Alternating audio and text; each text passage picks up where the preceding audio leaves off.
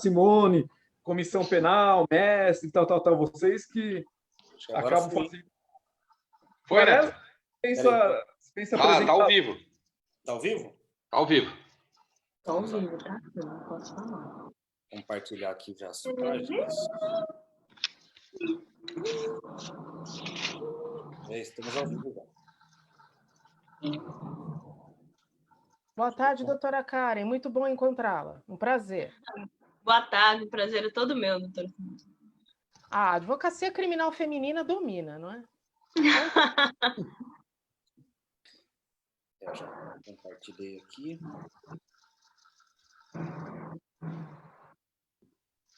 Tá ao vivo já, Glauber? Já. Eu já tô O meu aqui aparece que sim. O meu parece ao vivo. Meu Facebook aqui. Ao vivo, Casa cheia hoje, tá bonito de ver, hein? Tô vendo isso aqui, Cacildo.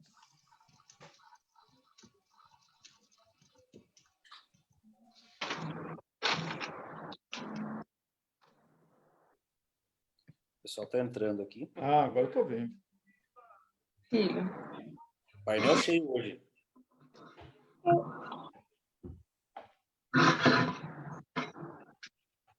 Casa cheia hoje, tá bonito de ver, hein? Dá uns segundinhos.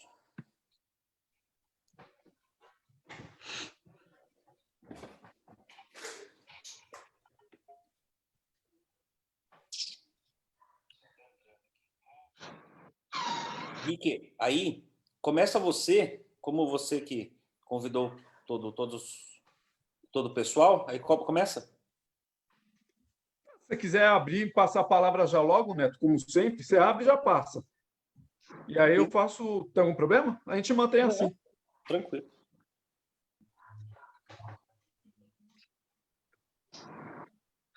Quem tem a mãe, o dom é você, Neto. Que nada, coitado. Vamos começar então? Vamos? Vamos lá, uma boa noite a todos, aos nossos live espectadores. Hoje aqui na live Jurisprudência Comentada, nós temos a doutora Silvia Cursino, doutora Karen, doutora Simone, doutor Mário Sérgio de Oliveira, a nossa estrela de Minas Gerais, doutor Hércio Quaresma Firpe, da qual eu sou um grande fã, e aqui os meus dois amigos e irmãos, doutor Glauber, doutor Henrique. Um prazer estar nesse painel hoje aqui. E feitas essas considerações finais, passo a palavra a ti, doutor Henrique. Boa tarde a todos. É um prazer novamente estar com vocês aqui no nosso bate-papo. E hoje aqui, como o nosso colega Glauber falou, a sala está bonita de ver, né? Bastante gente, né, Glauber? E hoje aqui, com certeza, o bate-papo será de extrema qualidade, porque temos aqui mulheres brilhantes e temos aqui uma estrela renomada, doutor Hércio Quaresma Firpe. Com certeza, o bate-papo promete. Quero agradecer aqui novamente, né, os meus colegas, doutor Mário Sérgio, também, que está aqui conosco sempre, também já virou integrante nosso, doutor Glauber, doutor Neto. Agradeço os convites aceitos também aqui, né, pela doutora Simone Henriques, doutora Silvia Cursino, doutora Karen Garcia. E o doutor Hércio Quaresma Firpe, mais uma vez conosco aqui na região de Cotia. Bom, o tema hoje é de grande relevância aqui, né? Mas aqui eu vou passar, antes de falar dele, eu vou passar aqui a palavra para os nossos convidados. Doutora Silvia, boa tarde, vou passar a palavra aqui para você, se apresente. Boa tarde a todos. Boa tarde, doutor Neto, doutor Glauber, doutora Karen, doutora Simone, nossa ilustre presença do doutor Quaresma aí, que quem não é fã, né, quem não conhece. Gente, eu sou advogada de direito de família, violência doméstica e familiar aqui em Cotia.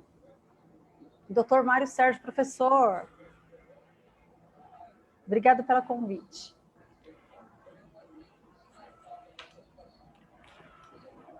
Silvia, e os seus projetos, Justiceira? Eu sou justiceira voluntária, que é o projeto da Gabriela Mansur, sou embaixadora do Sinal Vermelho, a convite da doutora Domitila Mansur, faço parte do coletivo Feminina Mulher Ação, que é um coletivo aqui de Cotia, que a gente ajuda as mulheres vítimas de violência doméstica. É isso, gente. Estamos aí, faço parte da Comissão de Direito Penal e Processo Penal da OAB Cotia, de Honorários Dignos. E eu vim compartilhar com vocês aqui, vim aprender. É a nossa coordenadora na Comissão de Direito Penal e Processo Penal também, atuante, uma das advogadas mais atuantes, se não a mais atuante na área de violência doméstica aqui em Cotia, né? Boa tarde, doutora Karen Garcia, seja bem-vinda. Boa tarde, gente. Muito obrigada pelo convite. Eu sou Karen, sou advogada criminalista aqui de Brasília. Eu sou integrante da Comissão da Mulher Advogada da Associação Brasileira de Advogados, a ABA. Também faço parte da ABACRIM.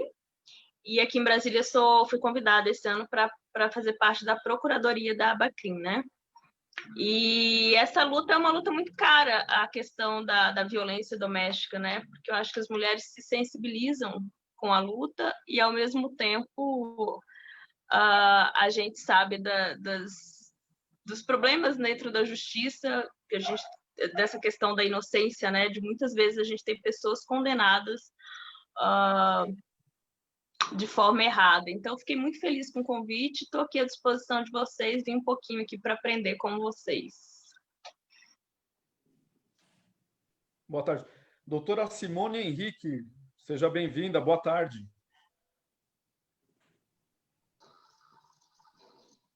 Agora, eu estava muda, agora não. Viva a liberdade de expressão. Boa tarde, doutor Henrique, muito grata pelo convite. Na sua pessoa, eu agradeço a oportunidade de estar aqui e eu tenho certeza que eu vou sair daqui melhor e maior do que eu entrei.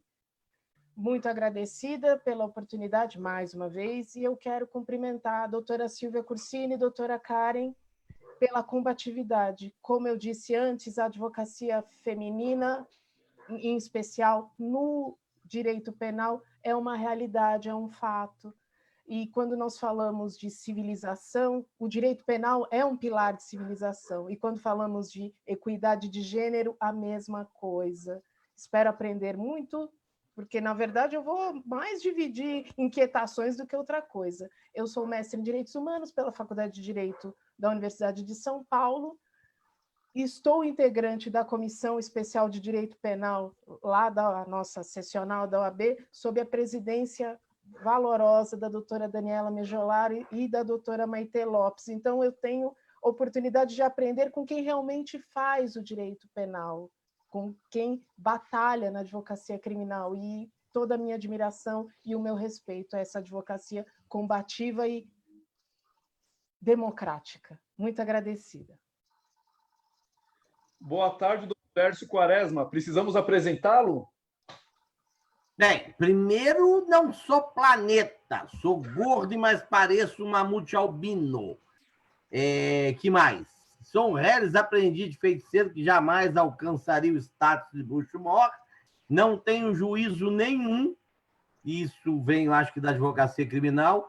E vou pedir vênia para tirar o doutor. Silvia, Simone, Karen, Mário, Glauber, Neto e Henrique. É um privilégio estar com vossas excelências para dedilhar e assuntar temas que são caros à nossa sociedade e o exercício da advocacia. Tenho efêmeros 30 anos de janela na advocacia criminal, 3 de polícia. Já trabalhei em alguns casos de violência doméstica, já enfrentamos alguns casos de estupro, onde havia o crime sexual e outros, né? Eu brinco muito nos nossos júris, todo mundo sabe, eu sou um cara versado no plenário do Tribunal do Júri, temos mil ingressos naquele sacrossanto local, que eu falo, né? Não é no salão de beleza que tem fofoca. Fofoca tem lá no boteco, que homem é a raça do inferno para fofocar. E eu já contemplei tanto personagens que mereciam responder por ações penais, como alguns foram alvos de vindita feminina, né? Tanto quanto a vindita e a violência masculina campeiam nesse Brasil de meu Deus. Eu tenho um promotor de justiça aqui, o Francisco de Assis Santiago, que é o Chico Preto. que ele falou, e eu guardei essa frase dele, que a mulher alcançou os patamares mais altos da República, né? Em que pese a nossa presidente da República ser uma exceção à regra da mulher na sua plenitude assim, de inteligência, né? Porque render louros à mandioca é um negócio... Eu não sei o que é pior, se ela rendendo louros à mandioca ou o Bozo ovacionando a cloroquina. Então, é aquele negócio, fica empatado, né? Mas Supremo Tribunal Federal, nós tivemos Carmen Lúcia, nós tivemos Ellen Grace, governadoras de estados, senadoras, ministras do Supremo, Rosa Weber, ministras no STJ. Então, a mulher alcançou na nossa sociedade os patamares mais altos da República, mas a mulher não conseguiu se ver livre da violência do homem. Então, isso é uma realidade triste que nós experimentamos, percorrido 1/5 do século XXI. E com essas considerações, que eu falo igual pobre depois da enxurrada, eu rendo homenagem à Vossa Excelência e estou à disposição aqui para prosear. Beijo do gordo. Saravá, aliás, viu? Eu esqueci. Pércio, com certeza é uma grande honra de todos nós aqui estarmos dividindo essa live com você. E também é uma grande honra particular minha. Também eu sou fã, juntamente com todos os demais. Doutor Mário Sérgio de Oliveira, boa noite. Boa noite, é um prazer estar mais uma vez aqui com vocês, na Jurisprudência Comentada. Eu gostaria de cumprimentar as mulheres, Silvia, Karen, Simone, parabéns, é muito importante esse lado sensível das mulheres, eu acho que ela tem uma sensibilidade, por isso que chegaram até onde chegaram e devem estar muito mais do que merecem até agora. Infelizmente, nós ainda vivemos uma cultura machista. Vocês vejam que a primeira mulher a votar foi só em 1928, no Rio Grande do Norte, que foi uma surpresa, porque a gente sempre soube que o estado mais avançado é São Paulo, e o Rio Grande do Norte teve o primeiro título de eleitor a uma mulher em 1927, em 1928 ela votou, e também foi a primeira prefeita no Brasil, foi no Rio Grande do Norte. Então, recebam meus cumprimentos, esse machismo eu espero que termine logo, e que vocês dominem e ajudem, que nós todos, independente de qualquer tipo de gênero, nós somos humanos e devemos construir um país muito melhor. Com exceções que nós temos de algumas presidências e mais, tudo é exceção. Doutor Mauro, doutor Henrique, doutor Glauber, mais uma vez, muito obrigado e eu estou à disposição de vocês. Doutor Glauber Bess, boa noite, tudo bem? Boa noite, doutor Henrique, doutor Neto. Ó, o projeto começou pequenininho, hoje casa cheia, florida e com estrelas. Tá sensacional. Estou muito feliz, muito contente. E só para clarear aqui, até dar um pouco do início, temos uma estrela do júri e também o tema é violência doméstica. Tá em voga, principalmente agora por conta de pandemia, muita gente presa em casa, marido batendo muito em mulher e tal. Isso é o que está mais acontecendo. Mas antes de entrar no tema, eu cumprimento a doutora Silvia, a doutora Karen, a doutora Simone, doutor Mário Sérgio de Oliveira, já é da casa, já. Bem-vindo mais uma vez. Doutor Hércio Quaresma. Eu me emociono cumprimentar o senhor, porque eu estou vendo aí um ídolo, tá? Meus cumprimentos para o senhor. E, enfim, só para começar... o primeiro júri que eu fiz na vida, eu comentei com o Neto, quarta-feira. Eu defendi, tinha uma juíza, doutora Glaís Peluso, o pai dela tinha acabado de ser presidente do STF, uma promotora no júri, sensacional, e o réu, quer dizer, a ré, era um travesti, Suzana Furacão. Primeiro júri que eu fiz na vida.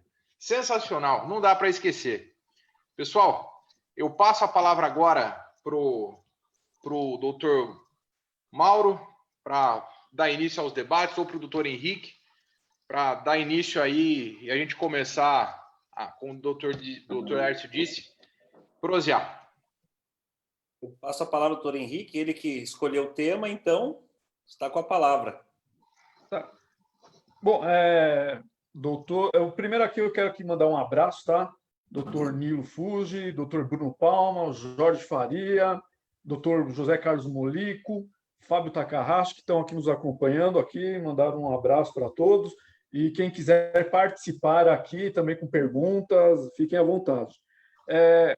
Doutora Simone, doutor Quaresma, doutora Karina, doutora Silvia, nós temos aqui uma praxe, né, antes de entrarmos aqui nos assuntos aqui, o tema principal, a gente faz alguns comentários do que aconteceu na semana. E tivemos aqui essa semana duas situações aqui interessantes, né? A primeira, aliás, foi até o próprio doutor Quaresma, desculpa, doutor Quaresma, que não gosta de ser chamado de doutor, o Quaresma, publicou, foi uma sentença lá do Paraná, né, Quaresma? Uma juíza que fez uma menção racista e tentou se explicar, e eu acho que acabou ficando até pior, né? Não sei qual que é a opinião de vocês. Vocês ficaram sabendo desse caso, uma juíza lá do Paraná? Sim, eu até publiquei fez isso. referência. A emenda ficou pior do que o corneto. Foi um erro de digitação triplo, porque em 3 lugares a sentença, Sua Excelência, aliás, Sua Excelência, não é Sua Excelência, Sua Excelência Imperial, ela disse que é aquilo que eu já digo há muito tempo, né? Cadeia no Brasil para pobre, preto, prostituta, pederasta e fudido com PH de farmácia, né? Gravita na órbita. Os fregueses, os hóspedes do nosso sistema carcerário são os 5 P's. Tentaram colocar o 6º P, que era do político, mas o Gilmar Mendes não deixa nem para um cacete a política de ficar em cárcere. Até porque, em alguns casos, são pirotecnias, né, de Moro, de Dallagnol, que é a pessoa daquela quadrilha lá chamada República de Curitiba. E, Sua Excelência, eu até escrevi que atualmente a dosimetria da pena, por conta da prisão no plenário do Tribunal do Júri, passou a ser requisito, entrou no 5º requisito, né? Ordem pública, ordem econômica, conveniência de instrução criminal, garantia de aplicação da lei penal e dosimetria de pena. E Sua Excelência Imperial, lá do Paraná, instituiu a raça como requisito do artigo 59. Bicho, não tem nada tão... Eu tenho uns amigos, né? Jack Stripador, Nabucodonosor. Nabucodonosor já disse várias vezes, nada está tão ruim que não possa piorar. É mais ou menos assim que a banda toca. É feio. Mais feio que eu. Infelizmente, né? É triste. Eu acho que é muito triste a gente ver uma sentença dessa, vinda ainda de uma mulher, não que... Eu estou sendo machista agora, né? Tô sendo... Não, mas é que é feio, a gente luta tanto pelos direitos, briga tanto por equidade, e na hora de prolatar uma sentença, é uma coisa horrorosa, né? Dessa, eu não tenho, sem comentários, de verdade. Olha, caríssimas, caríssimos, infelizmente essa sentença não me surpreende. Porque a questão da iniquidade racial e de iniquidade de gênero, assim como iniquidade de classe, formam a nossa civilização brasileira. O que talvez surpreenda mais, e aí é uma surpresa positiva, seja a reação de repulsa desse tipo de manifestação do poder, uma vez que o judiciário é um poder. E mais, a administração de justiça é um serviço público. Ou seja, a sociedade contribuinte paga e recebe esse tipo de resposta.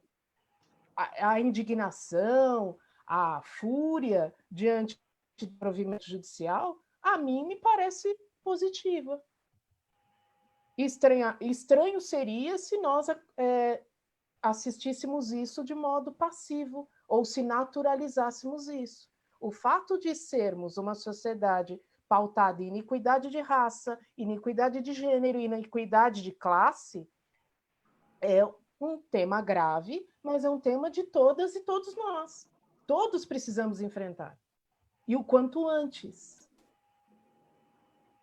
Os números de violência contra a mulher mostram isso, os casos de racismo mostram isso, as manifestações contrárias à democracia também mostram isso.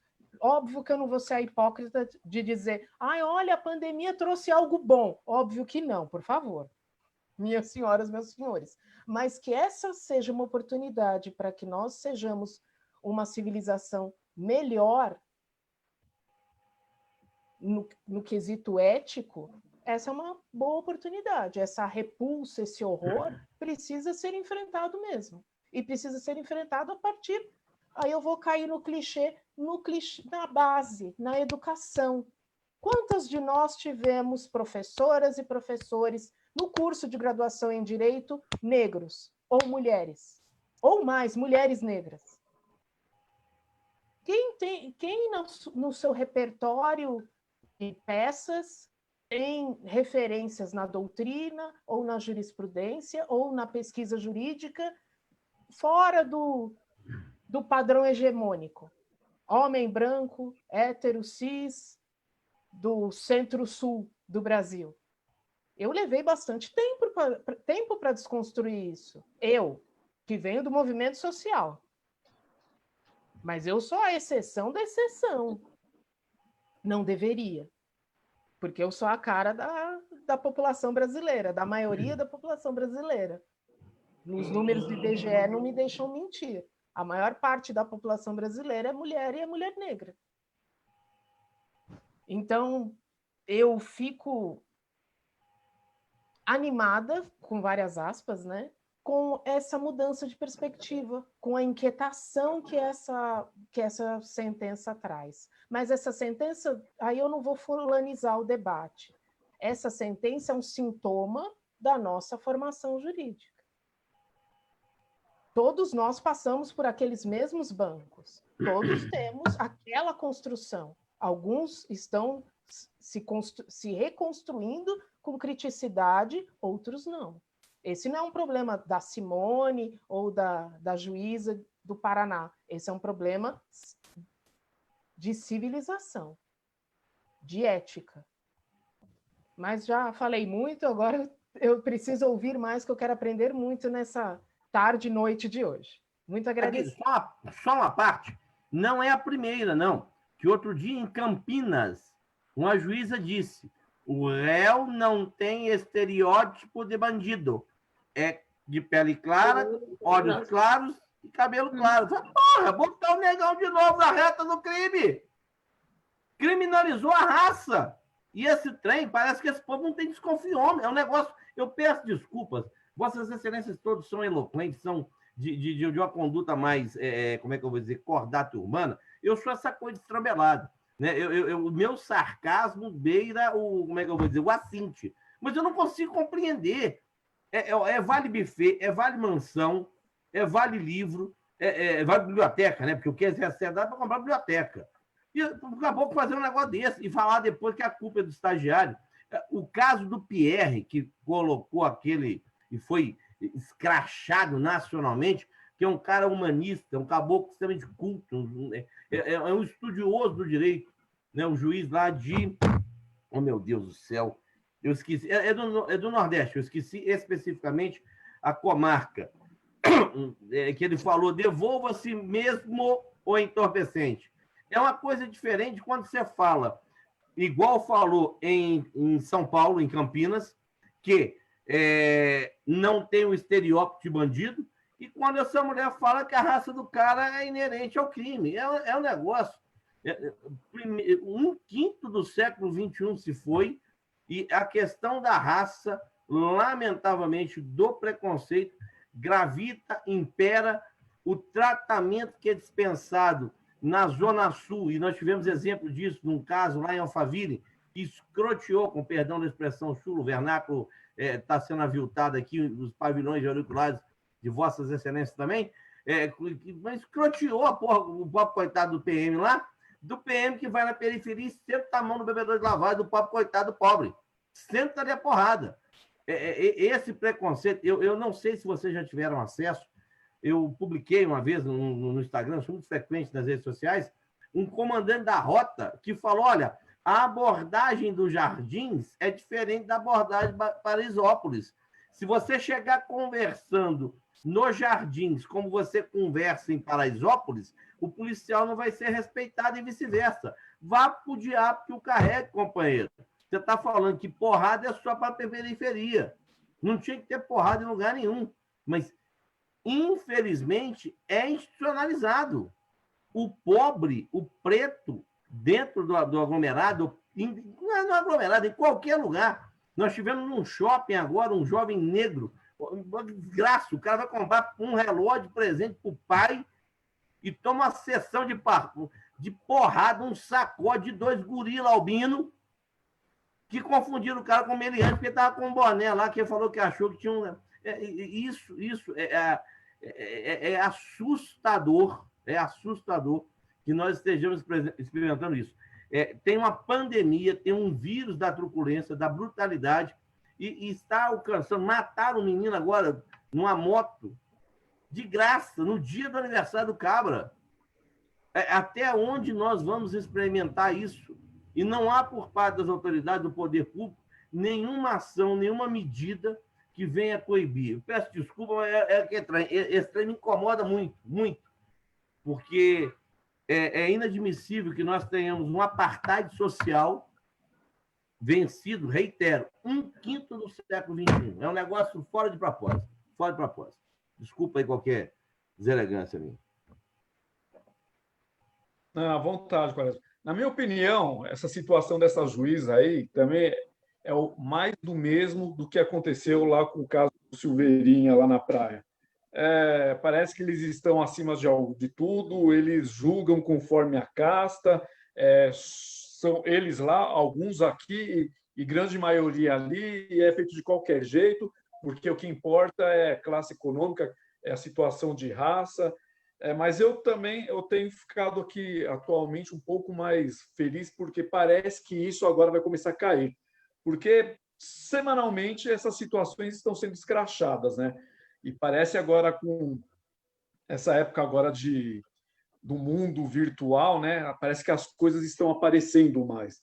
Eu acho que parece que a imprensa ela está focada realmente agora em atitudes erradas da magistratura. Existem inúmeros magistrados excelentes, humanistas, existe ainda um pessoal que ainda vive há 2 séculos, com a mentalidade de 2 séculos atrás ainda, né? Mas eu estou sentindo que é uma mudança agora de postura e pensamento. Henrique, se permite só um complemento? Quando eu falo em truculência, eu acho que a truculência do magistrado está na hora que ele prolata uma sentença.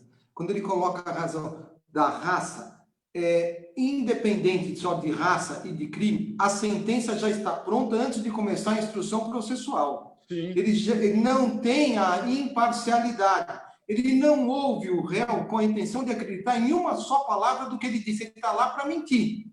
E a sentença está pronta. E aí é o momento que ele demonstra toda a truculência realmente dele. É uma violência. Quando ele prolata a sentença e na hora da dosimetria da pena, então aí é que ele põe aquilo que ele quiser. Só um adendo aqui. Não dá a impressão, doutor Mário, aproveitando o gancho, que o advogado, na maioria das vezes, dá a impressão que nós não estamos produzindo provas. Para o juiz, nós estamos produzindo mentiras. Sim. Passa essa... Dúvida. Dá para sentir isso do juízo, né? Você percebe bem isso, Glauber?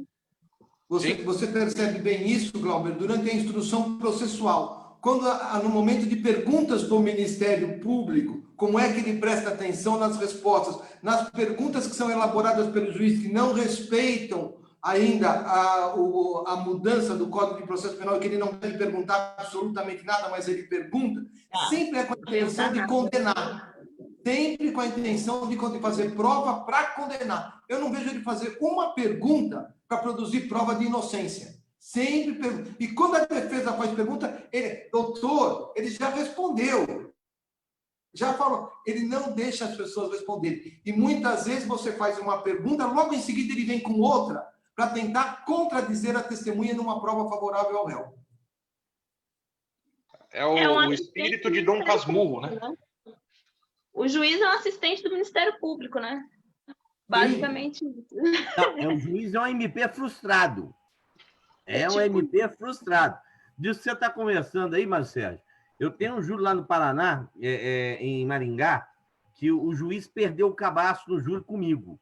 Primeiro júri federal, da Justiça Federal de Maringá, e olha quem que o cara tem no plenário, Quaresma. Ele instalou a sessão com 9, precisa de 15. Ele depois, no sorteio de conselho de sentença, a defesa recusou, ele perguntou para o MP o que ele queria. O MPF, não, filho, já está recusado. Não, ele tem que dizer. Ele queria mandar a testemunha para casa. Aí, o melhor nisso não.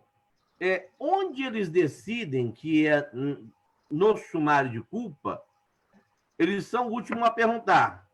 Quando eles não têm nada para dizer, eles são, ou decidir, eles são o primeiro a perguntar. Ele indagou por 10 horas. Algum de vocês conhece história no plenário que o juiz inquiriu por 10 horas? Aí eu abandonei o plenário, voltamos, 10 horas de novo. É aquilo que já colocou. Pergunta, o Glauber, não sei, pergunta se ele fez qualquer indagação que tivesse o timão, o norte, o azimuth daquilo que a defesa estava sustentando. Porra nenhuma! Era ferro de cabo a rabo. A sentença da criatura tem 300 laudas. Qual de vocês já viu sentença de pronúncia de 300 laudas? Então, você tem ali, aquele negócio, é um MPF lá, porque é Ministério Público Federal, Justiça Federal, é um MPF frustrado, é um promotor frustrado. Que é complicado, complicado. Quaresma, esse aí foi o júri que você abandonou? Foi, 700 mil de multa.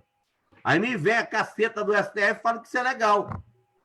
Isso que eu ia perguntar, porque para quem não conhece essa questão do abandono, joguem lá no Google, advogado abandona. Fatalmente vai cair, né, na história do Hércio, lá em Maringá, né, Hércio? Maringá. Abandonou. Tá em YouTube, tá em todos os lugares. E aí eu lembrei, né, do Quaresma esses dias que o STF julgou aí a constitucionalidade da multa, que é um absurdo. E nós, né, Glauber e Neto, Mário, nós já já acho que falamos a respeito disso aqui algumas vezes aqui nessa live, né? Bom, a minha opinião é o seguinte: a teoria é tão clara no sentido de que não existe hierarquia entre Ministério Público, juiz e advogado, defensor. Como que um juiz vai lá, lasca uma multa dessa, geralmente já nomeia um advogado ad hoc para se fazer ali o ato, quando não ainda intima o acusado para constituir um outro advogado, né? Isso é uma coisa totalmente esquisita, contraditória. Aqui, eu diria mais até, não sei se você concorda, a sanção que ele aplica, se é uma sanção, é uma pena a multa. Se é uma pena, tem que ter um processo. Se tem que ter um processo, eu tenho o direito de me defender e dizer por que eu abandonei o plenário do júri, por que eu abandonei determinada sessão de julgamento. Esse fato de eu justificar não significa que eu abandonei, porque no próximo ato processual eu vou peticionar e continuo no processo. Então, não está abandonado o processo. Agora, o melhor é Carmen Lúcia... O que rolou lá? Primeiro, abandonar. Não abandonei, eu fui embora. Eu larguei o ato. Segundo, imotivadamente, eu tinha motivo de sobra. E aí veio o divertido. Você sabe quanto foi a multa? 100 salários mínimos. Bem, tem um dispositivo besta na Constituição que fala que tem que fundamentar. Capite. Todos nós tem 8 aqui que concordam, inclusive eu sou parte interessada. O Silva, Cário e Simone, sabe qual foi a fundamentação para meter em mim uma multa de 100 salários mínimos? Em mim, na minha sócia, que é a minha consorte com a Zaga, a minha esposa, que é a minha sócia, que é quem manda em mim, e mais 2 colegas de bancada. Eu sou famoso. A banca é famosa. Eu tenho uma colega lá que tem 2 anos de formado. Eu vi o César Roberto Bittencourt dia numa dessas lives que a gente tem hoje, nós estamos conversando de live. Eu estou lá, tem. Ele estava falando, aplicar uma multa partindo de um patamar de 10 salários mínimos, nós aqui somos todos privilegiados. Agora, eu vou perguntar para cada um de vós, retroaja no tempo a 6 meses de formado e fala quando é que você teve uma causa de 10 salários mínimos. Quanto é que você pegou do freguês lá? 10 salários mínimos. Hoje, 10 mil quanto? Eu fazia processo por R$2.000, por 1.000 conto. A OAB de Minas nomeia, com a tabela louca, um juro por R$1.000. E eu estou pela fuça fora sem salário. São 7 que abandonam, são 700 mil conto. É quase o show do milhão lá do nosso amigo Silvio Santos. A coisa é desse jeito. Mas fazer o quê, né? Minha mãe falou, minha mãe de morrer, tadinha, santa, me rogou uma praga. Filho, estude, seja alguém na vida, vá fazer medicina. Eu não estudei esse trem aqui. Um desastre. Mas agora a gente tem, eles têm que para ser juiz, né? Tem que atuar 3 anos? Tem que ter um período de 3 anos. Eu sou favorável, eu queria criar a campanha. O pior que pouco, 3 anos. É o Revalida Já. Vão fazer revalida 4 em 4 anos, nós vamos fazer um revalida. Vai começar pelo psicotécnico, né? Vai fazer uma limpa no judiciário. Eu acho que não tem problema aposentar. Aposenta com salário parcial, não tem problema não. Já pagamos tanta coisa, uma porcaria ou mais outra aposentada que a gente paga, não tem problema não. Agora, é assustador. O que nós enxergamos é assustador. Essa questão de nomear, aqui em Minas, está com tal de querer nomear advogado. Com a portaria do CNJ, eu não sei, mas a juíza despachou assim: intimo o advogado para fazer audiência virtual. O advogado não quer. Ela falou: advogado, estou intimando o réu para arrumar um outro advogado caso você não esteja. Se você não tiver, eu estou avisando para o presidente da ordem que ele vai ter que vir aqui fazer audiência. Mas o diabo que o carregue. E o 263 de CPP, você faz o que com ele? E ampla defesa, onde é que você enfia? Não vou falar porque tem senhoritas na mesa, né? Então não vai para falar. Mas você enfia aonde? No posto?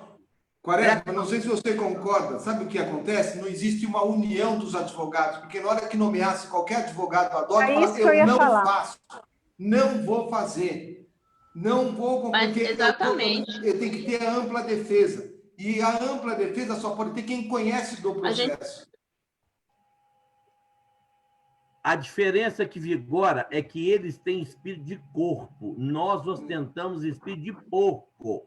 O dia... É porque eu não sou ninguém, é porque eu não tenho voz, eu não tenho vez.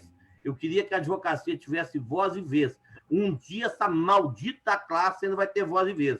O dia que... campanhazinha besta. O Revalida Já é uma. O outro, diga não à nomeação.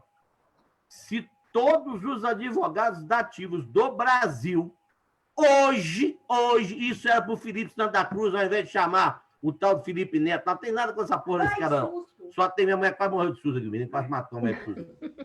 Ao invés da desgraça do Felipe Santa Cruz chamar esse trem do Felipe Neto para Felipe se entenderam, para fazer live, ele tinha que chegar e falar: olha, a partir de hoje, todos os advogados, esse cara seria eleito presidente da República, todos os advogados do Brasil vão renunciar às suas nomeações. Vamos dar um basta num negócio chamado desrespeito. Vamos ensinar para esse povo o que é o artigo 133 da Constituição Federal. O advogado é indispensável à administração da justiça. O problema é o espírito de porco, brother. Porque, não, o Neto se for, legal. Não, vai sobrar o cliente dele para mim. Não, aqui, o Glauco está se tromicando, a Silvia, a Simone, não, você viu lá falar mal do Mário, do Henrique. Vai sobrar para mim. Lamentavelmente, essa é a nossa postura. Esse é o nosso posicionamento. Agora, falta liderança. Eu tenho que ser, não sei São Paulo como é que está, Minas é um não sem rumo. O Brasil, o cara está preocupado em fazer política. Não que a ordem não tenha que ter uma postura democrática, em defesa do Estado Democrático de Direito, mas ela tem que se preocupar primeiro com o advogado que está tomando porrada lá no norte, que não pode acompanhar cumprimento de mandado de busca e apreensão, do advogado que é espancado dentro do presídio, do advogado que passa 3, 4 horas para conversar com um maldito preso, de uma audiência feita por videoconferência, uma entrevista de 20 minutos. Aí o cara toma 30 anos, vai matar quem? O juiz não vai matar a porra do advogado que tomou ele dá 10 mil, 20 mil, 30 mil. Isso é que nós experimentamos hoje. Simone, isso é assustador, cara. É aquele negócio que eu não consigo conceber. É a nossa inércia, a nossa inapetência, em consequência de nos mobilizarmos e mostrarmos para o Poder Judiciário. Essa bagaça só funciona porque eu estou aqui, nós estamos aqui. Não sei se você sabe só o que é o grande problema? Quando nós, advogados, tivermos na Constituição Federal o poder na mão, porque o artigo 133 diz que ele é indispensável à administração da justiça. Administrar não significa só fazer audiência, não é só aplicar todos os princípios constitucionais do artigo 5º, e sim gerir, ajudar a gerir, e o advogado não faz. E é isso que nós temos que brigar. Nós temos o direito de ajudar na administração. Então, todas essas medidas que são tomadas de forma truculentas, nós devemos falar, vamos mudar. Audiência por videoconferência. Qual foi a comissão da Ordem dos Advogados do Brasil que participou na elaboração do procedimento? Não concordo, porque não tem como ouvir uma testemunha e ela ser independente, não está sendo coagida. Não tem. Então, a Constituição Federal nos deu esse poder, só que nós não estamos exercendo de administrar a justiça. Na verdade, o que eu vejo... Imagina, na verdade, o que eu vejo, a gente conversa muito com o doutor Henrique, é que a gente não consegue, né, chegar lá em cima.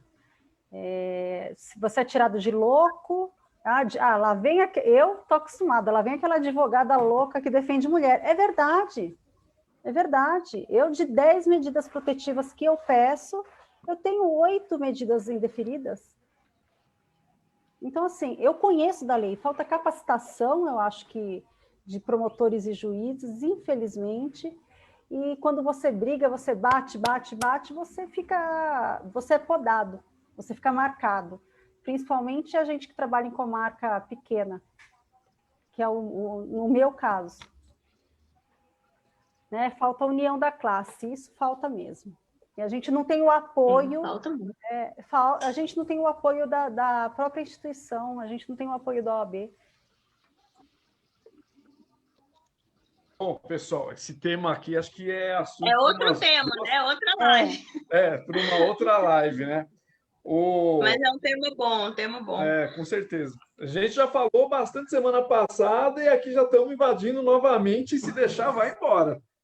E vai render mais isso aí ainda.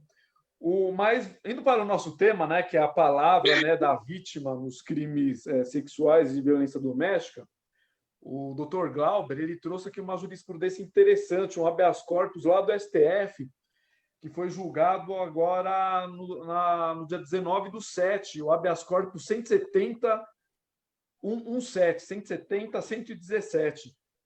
Parece que acho que o relator, se eu estiver enganado, Glauber, se me corrija, foi o Marco Aurélio, ou foi, eu não entendi, não sei se foi o Marco Aurélio ou se foi o Alexandre de Moraes.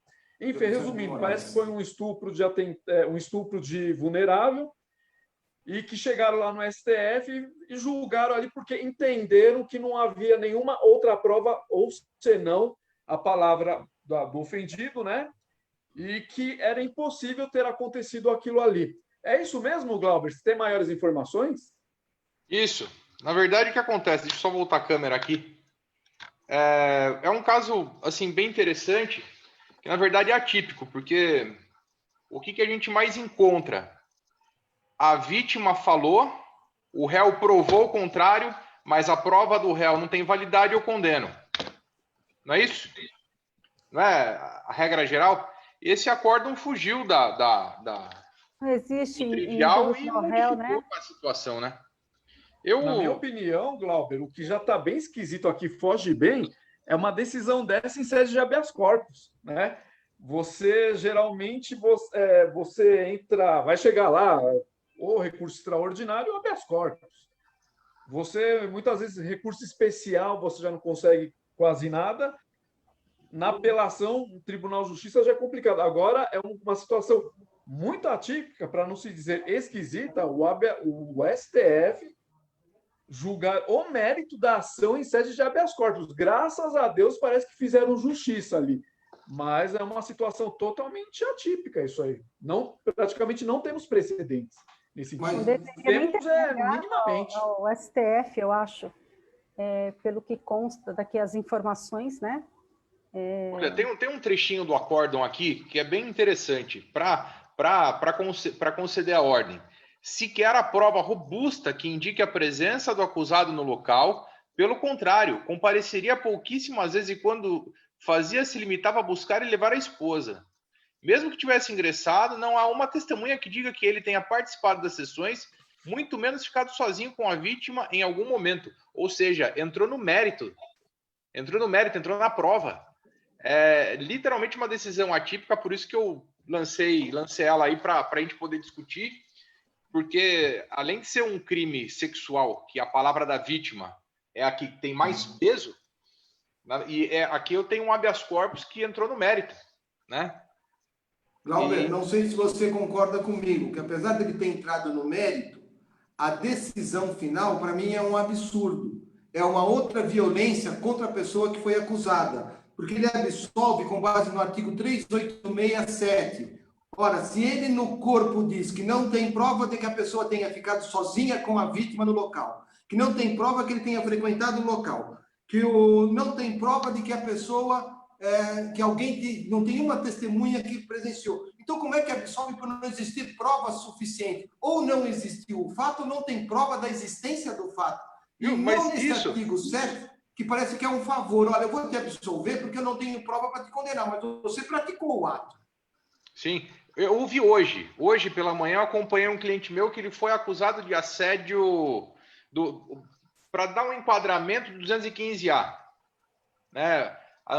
Esse crime que foi tipificado há pouco tempo, que ele teria encontrado com uma funcionária e ele teria pego na cintura da funcionária. Aí ela viu que ele estava com cara de más intenções. A delegada chamou ele para prestar depoimento. Pô, o sujeito é um sujeito tranquilo, tal. Eu falei, viu, fala a verdade, fala o que aconteceu. Não, eu só entrei, pus a mão no ombro, falei para ela, bom dia, passei. Falei, foi isso? Foi. Aí a escrivã, e aí já é meio que praxe. A escrivã falou assim, isso vai ser arquivado, com certeza. Eu falei, você acredita? Ela falou, acredito, não tem prova. Daí eu segurei, porque se bate de frente também é inútil, porque ali não vai ser decidido nada. Não é que não tem prova, não houve crime. Sim. Não tem prova, mas já sai da origem, já sai da raiz ali, né? Daí eu falei para ele, mas que cara era essa sua de má intenção? Né? Que eu esqueci um documento, eu fiquei pensando perto dela, então é complicado, né? Não, o que é mais importante, Glauber, que esse 3867 é para nunca dar razão para a defesa. Porque eu garanto que a defesa, quando fez a sua sustentação e requereu a absolvição, ele não fez com base no artigo 3867. No 3867, não, a acusação está certa, é que não tem prova para condenar. Quando é um absurdo, isso até para mim é inconstitucional, porque se tem a presunção de inocência, não pode absolver com base no 3867. Se ele não tem prova do que aconteceram os fatos, absolve no 3862 ou no 3861 e nunca no 7. Eu aproveito o gancho do Dr. Maria. A questão de fundo é essa mesmo. A questão é a apropriação dos princípios constitucionais de processo penal. Tratar de processo penal acusatório é novidade para muitos. Nossa, direito à defesa, ampla defesa, presunção de inocência, nunca ouvi falar. Nossa, você é combativo em relação à defesa? Gente, é uma questão, mais uma vez, de Constituição. E a nossa Constituição não é jovem, tem 30 anos. Mas, não, mais uma vez, eu vou cair no clichê. É anterior ao sistema. É cultura. A gente não muda cultura simplesmente mudando lei. Ou mais grave, a gente também não muda cultura hiperinflacionando o direito penal. Porque o direito penal é a política pública mais barata. Só para completar, você não combate criminalidade, política pública barata. Eu quero agradar alguém, politicamente falando, eu recrudesço uma pena. Eu crio demagogia. Demagogia, né? dura e dá mais reles, infelizmente. Desculpa me exceder, mas é dá mais reles, dá mais, sabe, vulgar, ofensiva. Ofende a Doutora nossa Simone, inteligência. é aquela velha Ofende pergunta a que nossa sempre inteligência. fazem para nós. É aquela velha pergunta que sempre fazem para nós. Mas como é que você consegue defender bandido? Porque eu não defendo bandidos, eu defendo direito. Sim, É por isso. sim. O problema é fazer as criaturas do mal entender essa bagaça. Olha, algumas criaturas do bem também não acreditam nisso. Eu sei, mas do mal você sabe que é sacanagem, né, Simone? Eu estou na pilhéria. O dia teve um caboquinho aí, porque aqui é negócio.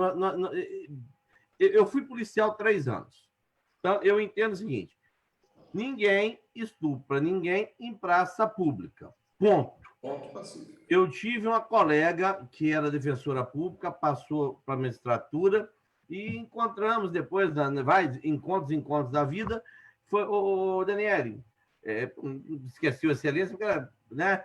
Daniele, me conta aqui, qual foi a maior quantidade de crime que você viu no interior? Parece um estupro. Primo, sobrinho, padrasto, tal, pau passando cerol nos menininhos. Né? Então, isso que ocorre dentro do ambiente do lar, muitas das vezes, quando é pobre, não se denuncia, porque senão não come. Quando é rico, manda para a Europa. Então, essa é uma faceta negra, né? É uma faceta perversa do problema. Você tem esse quadro dantesco levado a efeito. Ponto. A questão hoje, que é muito, a Silvia mexe com isso, Simone, eu tenho certeza também, a Karen conhece o riscado, tanto quanto os outros, talvez com menor propriedade do que as 3 colegas que nos brindam com nessa prosa. Há também hoje a questão da vingança. Gravita na órbita do sistema a alienação parental. Né? O falecido, ele é objeto de cólera porque trocou a mulher de 40 por uma de 20. Meu pai sempre brincava com minha mãe. Eu vou esperar você chegar dos 40 para trocar por 2 de 20. Quando chegou 40, a coroa morreu. Né? Sacanagem do meu pai com a coitada da minha mãe.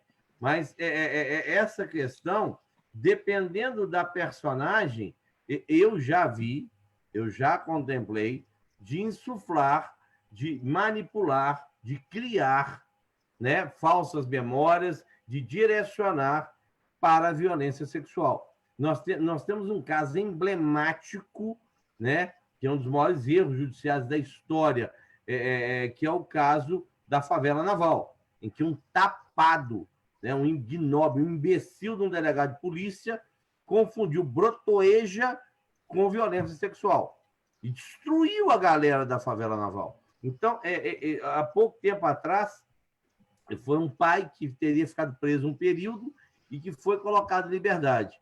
Por conta de quê? Era uma falácia. Então, é muito complicado para um sistema tacanho, limitado, por todos esses aspectos, seja do preconceito. Como é que você defende o estuprador? É a pergunta que eu ouço.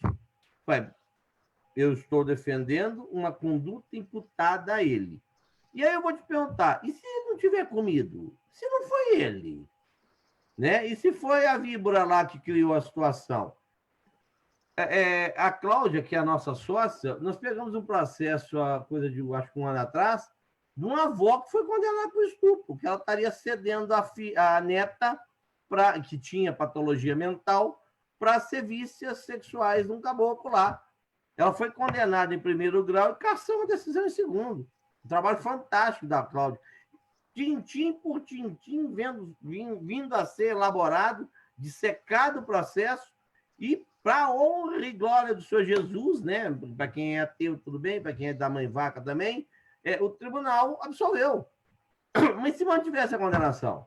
Então, nós temos hoje, por essa questão, qual que é a cara, Henrique? Você é juiz, chega um cara lá, duzentão, com a vítima, reconhecendo o cara. Como é que você vai olhar para esse filho de puta? Nós temos em Minas Gerais, eu não sei se vocês conhecem, desculpa, vocês já ouviram falar do maníaco do Anchieta? Nunca. Tá bom. Contar a historinha de 3 minutinhos. O Anchieta é um bairro de classe média alta, ou de classe média para cima, né? Aqui em Belo Horizonte. Um cidadão perpetrou uma série de estupros. E esse caboclo foi preso. Foi reconhecido pelas vítimas. Tomou 18 pela fuça fora.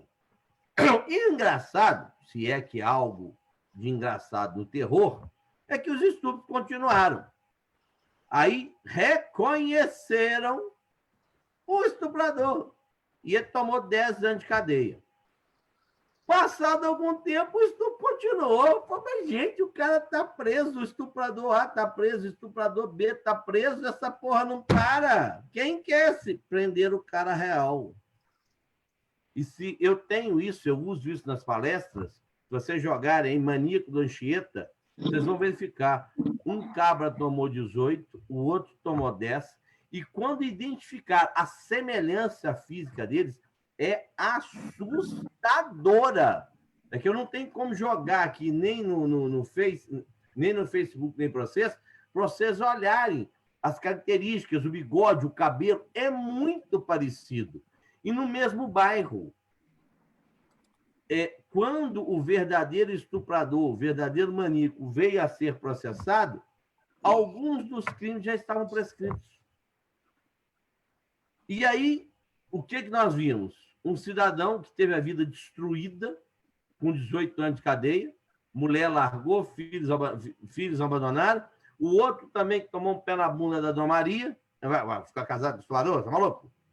E aquele que realmente era o algoz das vítimas ficou em liberdade. E quando veio a sanção, veio num patamar muito menor, em razão de quê? Da prescrição. Então, é absurdo. Eu sempre pensei, pô, como é que eu vou defender estuprador? Né? Como é que eu vou defender? Esse aí mesmo. Esse aí mesmo. Como é que você quem achou? Exatamente. Quem que achou esse trem aí? Eu aqui. Simone, esse aí, ó, o Eugênio, que ficou 18 anos, e esse da direita aí, o Pedro Meia, que é o estuprador. Ainda tem um outro, tá, que ficou 10 anos. Então, eu fico perguntando, o que é a percepção do juiz? Nós tivemos agora, aquele pobre coitado, aquele menino, aquele projeto Inocência, que passou no Fantástico, que ele falou, eu não estava com bolsa nenhuma. Aí 3 policiais chegam e falam, ele estava com a bolsa. 1.800 pino. O segundo, ele estava com a bolsa. Terceiro, né? Cristo foi negado por Pedro 3 vezes e os 3 samangos, não, foi ele. Aí uma câmera, uma desgraça de uma câmera. Ao revés de ter consigo uma mochila, ele tinha consigo o quê? Uma criança. E tomou 1 ano e 8 no regime fechado. Porque a galera de São Paulo parece que não entende que tráfico privilegiado é aberto, substitui o cacete. O Gil Schietti deu... Acho que foi fechado ou semi-aberto. Ministro Schietti, Sebastião, esse TJ de vocês é um perigo à sociedade. E como eu estou com um caso de estupro de vulnerável, não posso xingar eles muito, não. Nós vamos lembrar de mim não do julgamento, né? Então tem que ser comedido. Mas essa é uma realidade. Para aqueles que são criacionistas, a infalibilidade do julgamento só perante Deus. Doutor Hércio, concede uma parte aqui? Claro, e eu peço desculpa, tá falando igual pobre depois da enxurrada. Não, A gente gosta. Eu quero fazer uma pergunta depois. Tá, eu vejo hoje 2 realidades dentro do crime sexual. Eu vejo mulheres, jovens, vítimas, em geral, que mentem e sabem que a palavra delas tem força, e o advogado tem que ter uma força titânica para fazer uma prova ao contrário, porque o ônus da prova cabe ao réu. Essa realidade destrói famílias, assim, de uma forma assim extremamente atropeladora. Assim. Alguém discorda? Não. É uma discussão muito... É uma discussão bem complicada, né? porque a gente vê, de um lado, e claro, como você falou, destrói famílias, né? Não tem nem o que comentar. Mas acho que um dos grandes problemas, primeiro, é que o direito ele tenta agir sozinho, e eu não entendo que o direito sozinho vai resolver isso. Em que sentido? A gente precisa buscar, desculpa, gente, interdisciplinariedade.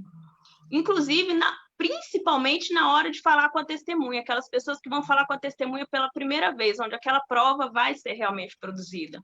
Então, eu preciso realmente entender de falsas memórias, eu preciso entender quando eu estou direcionando a vítima para não fazer isso, né? Eu preciso entender de entrevista cognitiva. E a gente hoje, tem a solução mais fácil, vamos dizer assim, né? Que fica na jurisprudência. A gente tem mais de 100 acórdãos do STJ dizendo que a palavra da vítima vale mais. Só que eu tenho um problema grande. Eu tenho um problema que a vítima ela é totalmente desacreditada durante todo o processo, de um modo geral, porque ela é louca, ela é safada, ela é vingativa, ela é maluca. E não é que não existam essas pessoas, tá? Essas pessoas, elas existem. Mas é daí a importância de eu começar o meu processo, de quando começa o crime, o processo de investigação, no começo, é ali. Não adianta a palavra da vítima lá na frente, e aí eu não consigo, realmente, não tem prova. Não teve prova que foi ela, mas essa foi a solução que o judiciário achou. Porque eu não quero qualificar a minha delegacia, não sei, você já deve ter ido. É inóspito, na grande maioria das vezes, ir numa delegacia para uma mulher dizer que foi estuprada, é algo assim horrível. Aí peguei um caso agora que eu estava estudando do Rio, a menina foi um estupro coletivo. Aí levam a menina para uma sala, 3 policiais perguntam, e aí, conta aí.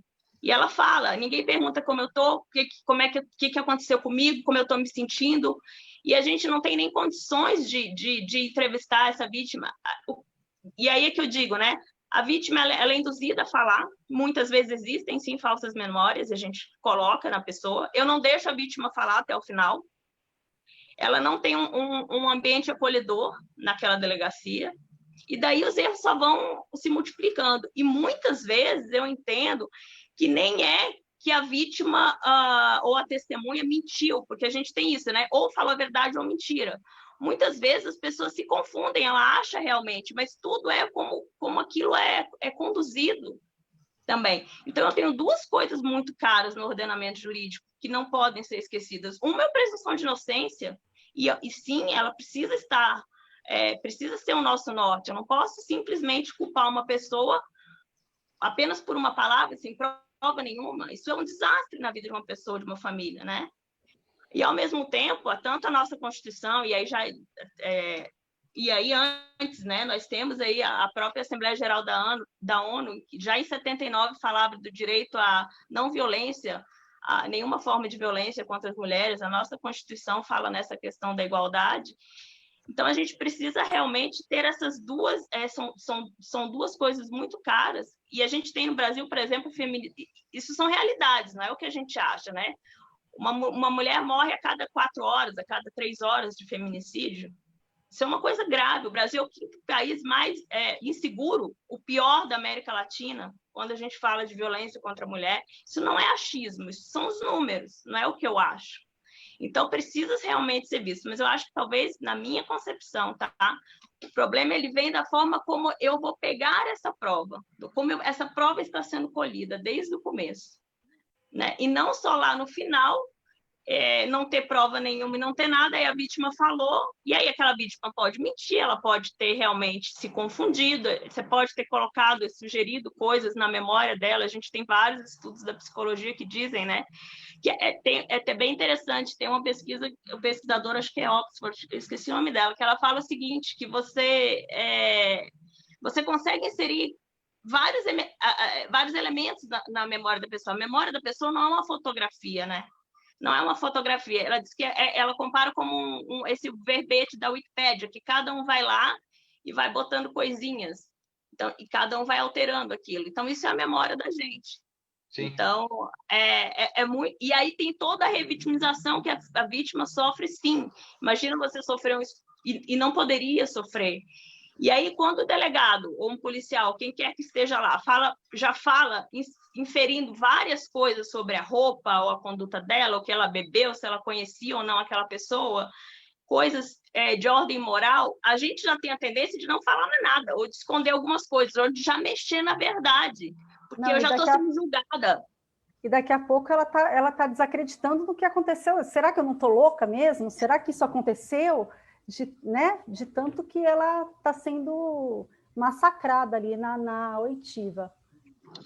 E de muitas vezes. Então, eu achei bastante interessante esse debate, porque eu acho que não é só lá na terceira fase, né? A gente tem um momento aí probatório da colheita, depois o momento da valoração lá pelo juiz, depois só o da sentença, né? Para dizer se é culpado ou inocente. E deixar para esse último momento realmente é muito grave, porque temos muitas pessoas inocentes sendo colocadas na cadeia. Por má fé, pode ser, mas muitas vezes eu acredito, sim, e esse é um tema que eu tenho estudado muito, não é só má fé, são falsas memórias, é uma entrevista cognitiva péssima, é uma entrevista onde a polícia ela já diz para a pessoa onde ela tem que ir, a pessoa não sabe nem que ela não precisa falar nada, que ela pode dizer, eu não sei, eu não lembro, eu não tenho certeza. A gente sabe que tem a questão da raça também, né? Que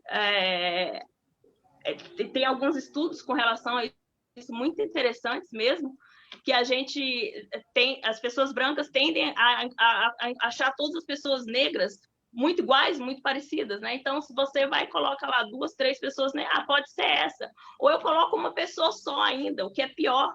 É essa pessoa? E aí eu vou levando, às vezes, aquela mentira até o final, porque eu não tenho mais como voltar atrás. Então, eu acho que essas são questões que a gente precisa, sim, debater, porque a gente tem um país onde o feminicídio é, sim, uma realidade, é um país que mata e tem violência doméstica crescente todos os dias, e, ao mesmo tempo, a gente tem uma Constituição que deve ser assim, onde num Estado democrático de direito, onde, até que se prove o contrário, aquela pessoa é inocente, não em dubro pro réu, né? Como diria Alexandre de Moraes.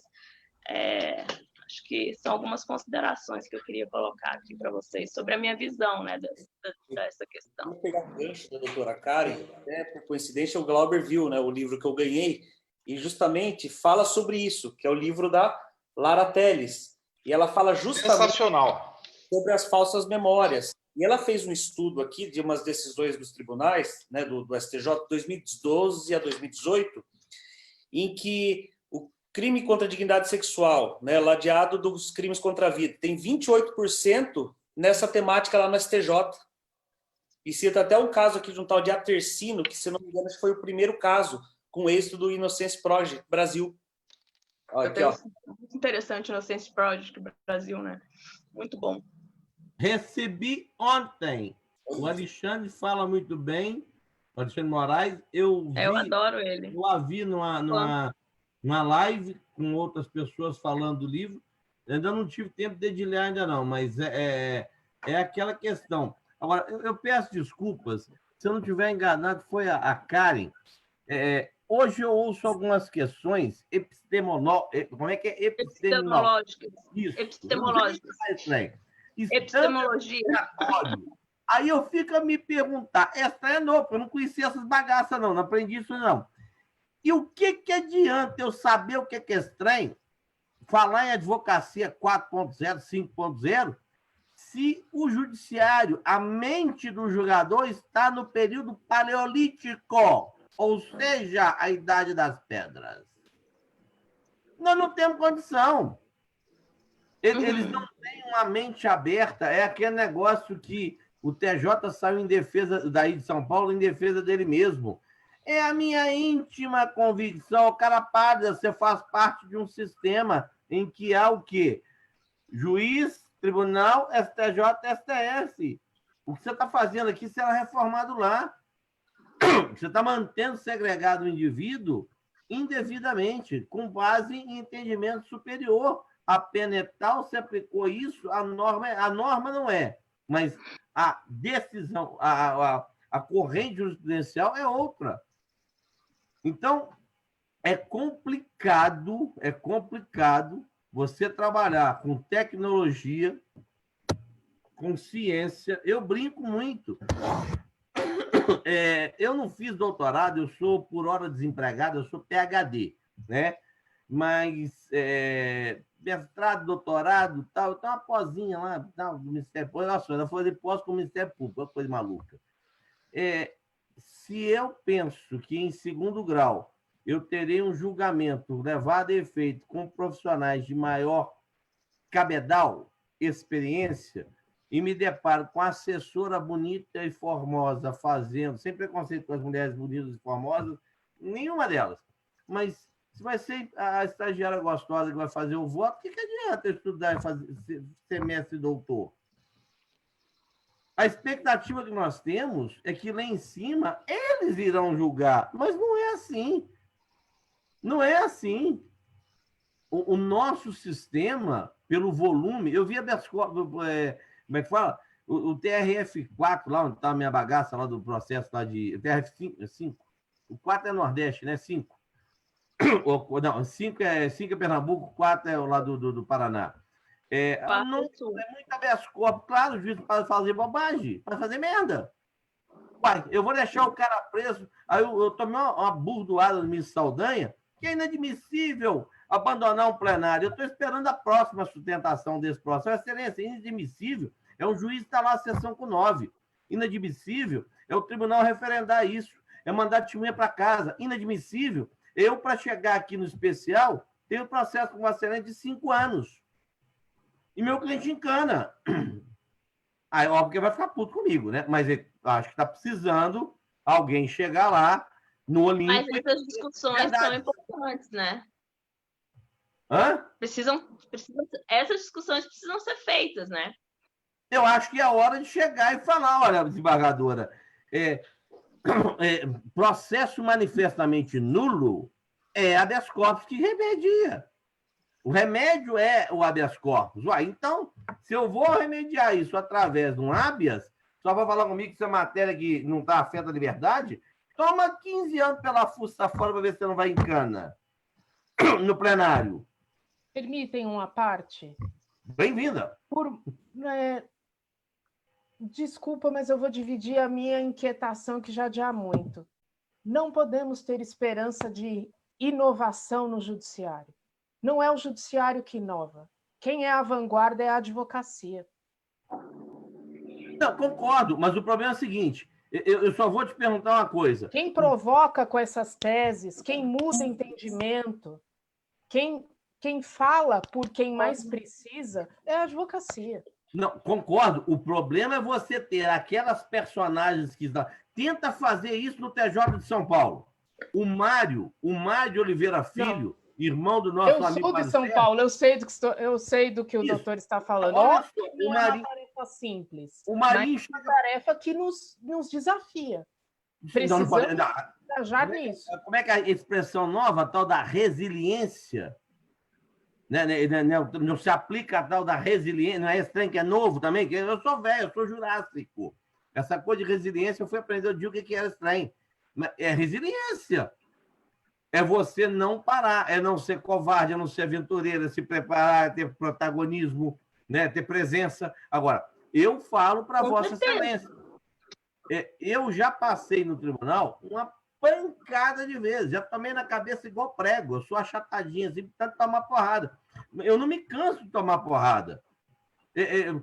Quando tinha aquele artigo 21 da 10.826, que proibia a liberdade provisória para quem tivesse com arma de uso restrito, eu cansei de falar, esse legislador tupiniquim é um ser extraterrestre. Enquanto a pena é de 3 a 6, né? Com as alterações agora de arma, tal, de onda, tal, mas vamos lá, de 3 a 6 antigamente, você tem a vedação da liberdade com um cara que está com a arma de uso restrito. Aí ele é primário de bons antecedentes. Se ele tomar 4... ele vai para a rua. Então, durante muito tempo, as criaturas do bem e do mal que tinham lá a quadrada, ou de uso restrito ou raspada, tomariam 4 anos. Enquanto eles fossem inocentes, eles estariam presos. Quando ele fosse declarado culpado, ele seria colocado em liberdade. E nós fazemos piada de português. Eu sou ítalo. Eu consegui o dia de cidadania italiana, estou atrás da portuguesa. Eu sou ítalo brasileiro, estou doido para ser ítalo luso brasileiro. E nós fazemos dos meus patrícios sacanagem, piada. Agora, concordo com você. Não pode deixar de discutir, de inovar, de trabalhar. O problema é que são as criaturas. Doutora, aquele trem da bengala, imagina, no seu tribunal, no meu tribunal, tem desembargador que só vai sair de lá com 75. Você consegue imaginar isso? Se você pegar no Supremo hoje, o Barroso, se eu não estiver enganado, vai a 2035. Em 35 é capaz de eu não estar vivo. Olha os nossos... Vamos pensar naqueles que estão vindo ainda. Pegar um Fachin, pegar um Barroso, pegar um Alexandre, por mais 20 anos. 20 anos. No TJ de São Paulo, no TJ de Minas, tem Câmara lá que tem desembargador com minha idade, 50 anos, 56 anos. Eu vou ter que suportar o caboclo lá por mais 19. Coitados dos meninos que vêm atrás de mim. Mas permitam a parte, não é uma questão só cronológica. Eu posso ser anacrônica sendo tão jovem quanto eu sou hoje, por exemplo. Não, aqui, a maldade não tem idade. O que eu estou colocando... Infelizmente.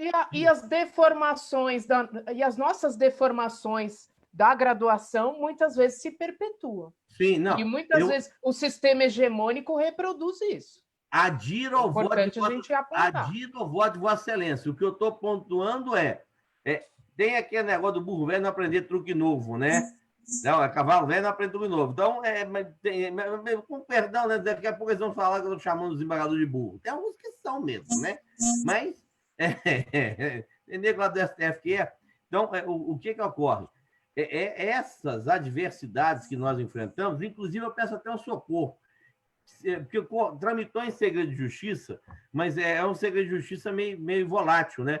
Porque a decisão, desculpa, do ministro Noronha de soltar o Queiroz, 2 dias depois já estava rodando pelo Brasil inteiro. Se alguém tiver, pelo amor de Deus e todos os diabinhos do inferno, esse voto aí do Eu tenho. Aqui, eu estou te mandando. Agora eu me explica o negócio. Você me conta o trem em off?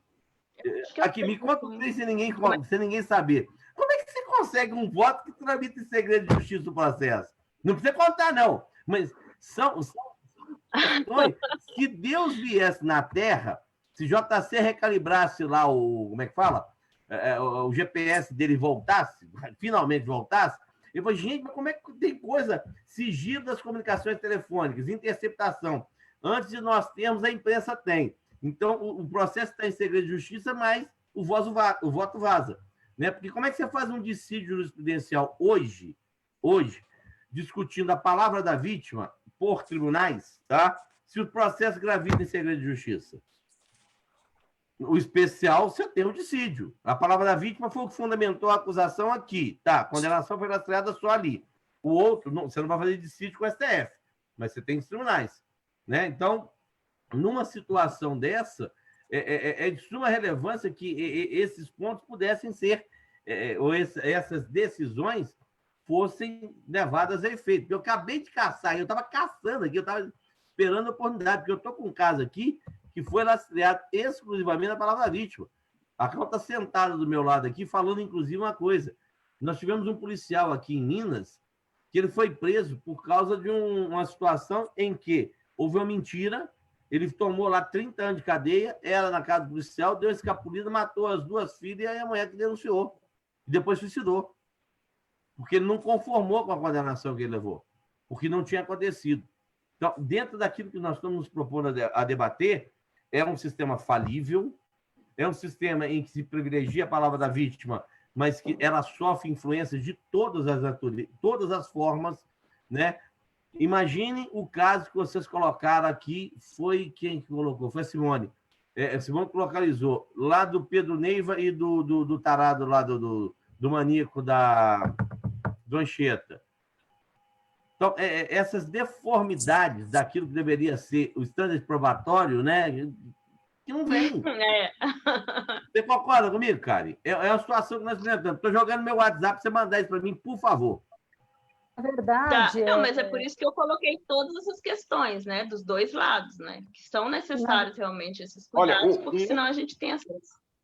Na verdade, a palavra da vítima basta nos crimes de violência doméstica, porque normalmente ele acontece entre quatro paredes, né? Ocorre à distância de testemunhas, então, mas assim, não vai valer uma condenação. A gente fala na palavra da vítima, mas assim, para haver um distanciamento do suposto... Protetivas, né? Das medidas protetivas, exatamente. Tem que ter todo o período probatório, né, gente? A gente estava falando de injustiça e aquela história da escola base também. Eu ia falar da escola base agora. Esse é o caso mais emblemático, assim, que eu sempre lembro, né? Então, e eu sempre tenho isso para mim, né? Nos casos de violência doméstica, nos casos de violência sexual, eu acho que sim, faça o afastamento do agressor do lar, não é que tem que... Se não houver provas contundentes, não é que tem que prender o cara, não é nada disso. A gente pede o afastamento, às vezes com muitas provas a gente não consegue.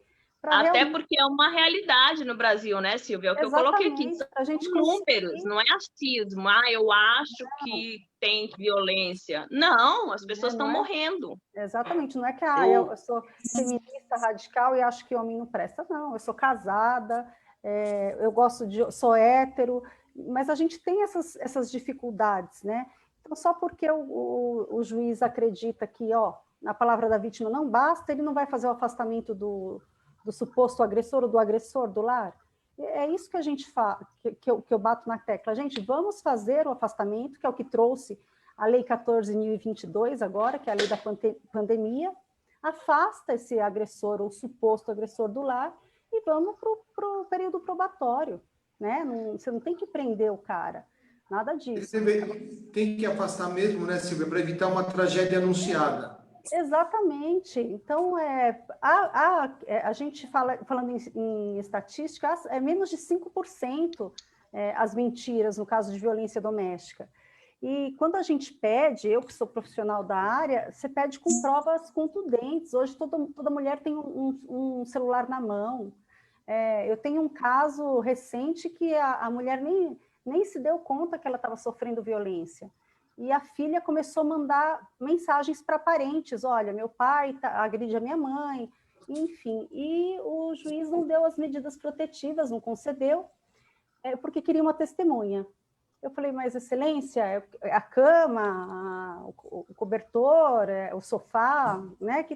Ele falou, não, eu preciso ouvir uma testemunha. Eu pedi, então, que ele ouvisse a filha do casal, que é a menina que fez a denúncia, uma menina de 11 anos.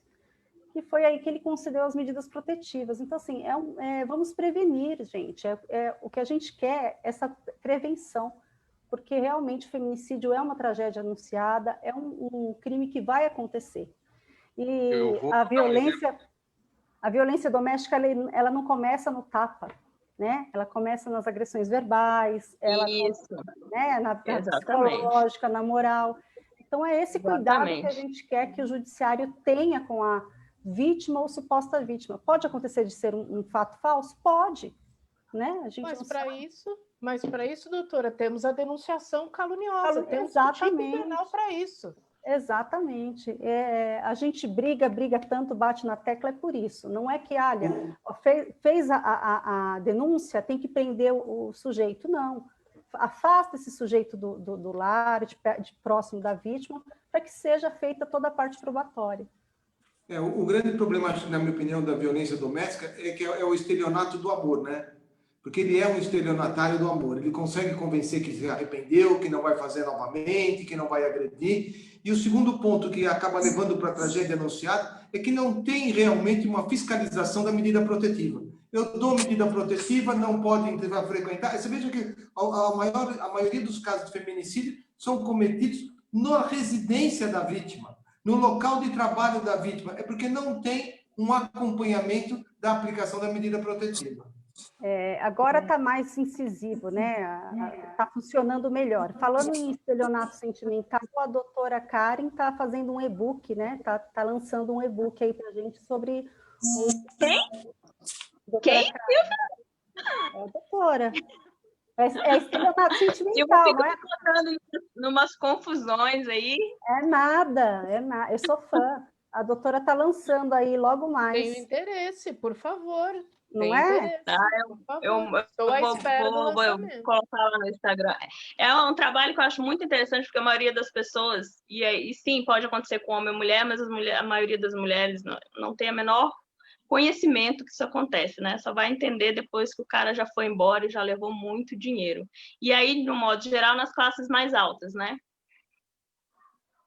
Eu já tive um cliente assim, ele era muito feio, eu não sei como ele conseguia. Ultrapassa todas as classes. Eu tenho aqui uma curiosidade aqui. Eu queria saber de vocês, artigo 217A, que é o ter relação sexual com menor de 14 anos. Eu queria Tem falar aquela sobre questão, isso, né? Henrique, agora. O entendimento majoritário já está pacificado do STJ, mesmo com um consentimento a menor de 14 anos, não tem conversa. É estupro Sim. de vulnerável. Presunção de violência. Presunção né? é de... mas olha que interessante. O Guilherme de Souza Nucci, ele entende que é relativa, tem que se demonstrar. Eu peguei um acórdão dele, eu tenho aqui, depois vou deixar até publicado aqui. Esse eu quero, esse muito me interessa. Olha o que aconteceu. Ele pegou, ele absolveu, tá, o rapaz, porque ele namorava, ele tinha 20 anos de idade, ele namorava escondido com uma moça de 13 anos, teve relação ali sexual consensual, e alguém descobriu, denunciou, esse cara foi condenado, chegou no Tribunal de Justiça de São Paulo, ele como relator, ele absolveu, o Ministério Público entrou com recurso especial, foi para o STJ, e eles entenderam, isso aqui é presunção de violência, não tem essa aí de que houve consenso ou não.